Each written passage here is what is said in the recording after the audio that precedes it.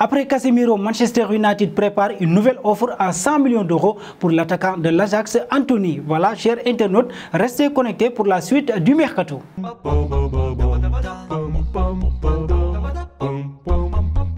Bonjour à tous et bienvenue sur Afrique Sport pour le journal du mercato de ce samedi 20 août 2022 que nous débutons avec Manchester United.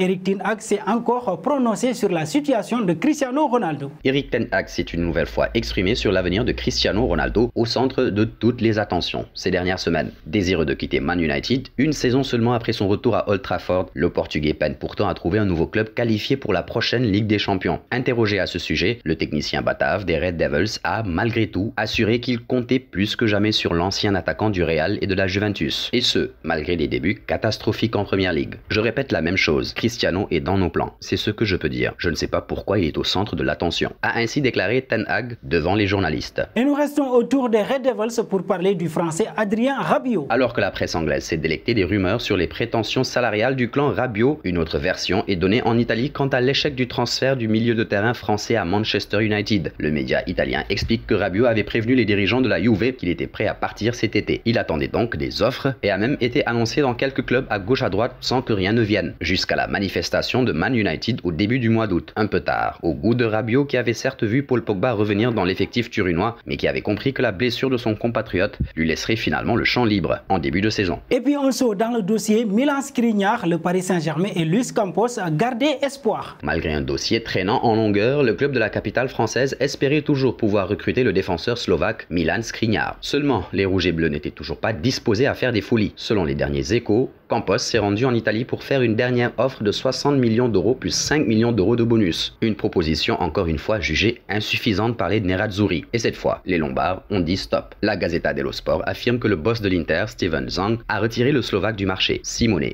Inzaghi peut souffler. Filons au FC Barcelone pour parler de Jules Koundé, le Français disposerait d'une clause secrète. Alors qu'il n'est toujours pas inscrit sur la liste des joueurs éligibles à participer à la Liga, Jules Koundé disposerait d'une clause secrète insérée dans son contrat au moment de sa signature avec le FC Barcelone. Selon Carousel, si le Français n'était pas inscrit avant le 31 août, il pourrait alors quitter librement le club catalan. Une option que n'envisagent pas les dirigeants barcelonais, sûrs que tout sera réglé en temps et en heure. Dans le cas contraire, les Blaugrana devraient également payer 2,5 millions d'euros au FC Séville, une somme qui correspondrait à des variables de l'accord. Toujours avec le FC Barcelone, le joueur de Villarreal est de plus en plus proche des Catalans. Villarreal aurait déjà débuté ses recherches pour remplacer son latéral droit argentin Juan Foyth, envoyé du côté du FC Barcelone, désireux de renforcer le couloir droit de sa défense pour étoffer l'effectif de Xavi Hernandez avec une grosse saison à venir, Liga, Ligue des Champions, Copa del Rey. Le sous-marin jaune d'Unai Emery semble déjà prêt à pallier le départ de son international de l'Albiceleste aux 15 sélections. L'ancien de Tottenham devrait alors quitter les pensionnaires de la Ceramica après avoir défendu leurs couleurs à 71 reprises, inscrivant 2 buts. Et nous voici arrivés à l'instant quiz avec 3 indices pour connaître notre joueur mystère du jour. Premier indice, je suis un milieu de 31 ans évoluant en Serie A.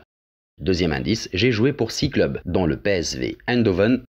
Et troisième indice, appelez-moi aussi Émile. Qui suis-je? Vos réponses seront attendues en commentaire. Nos félicitations à tous ceux qui ont répondu Lucas Paqueta. C'était le joueur à trouver lors du journal du Mercato de ce vendredi. Il est en effet un milieu de terrain de 24 ans jouant en Ligue 1 qui a joué pour 3 clubs, dont l'AC Milan. Son nom a été récemment associé à Newcastle. Un dernier détour avec l'attaquant de l'Ajax, Anthony. Manchester United prépare une nouvelle offre. Les Red Devils ont l'intention de revenir à la charge pour Anthony. Cette nouvelle offensive pourrait d'ailleurs être acceptée. Une somme qui se rapproche des exigences de l'Ajax qui avait fixé fin juillet le prix de leur pépite à 100 millions d'euros. Preuve que le montant va sans doute enfin satisfaire le club néerlandais. La soudaine agitation de l'Ajax qui a déjà pris des contacts pour remplacer son international brésilien. Hakim Ziyech de Chelsea, Justin Kluivert de l'AS Roma sont des profils qui collent parfaitement aux besoins des lanciers. Merci à vous Marcel Maron et nous arrivons au terme de ce journal du Mercato que nous bouclons avec la question du jour. Manchester United est-il redevenu une grosse équipe? Vos réponses seront attendues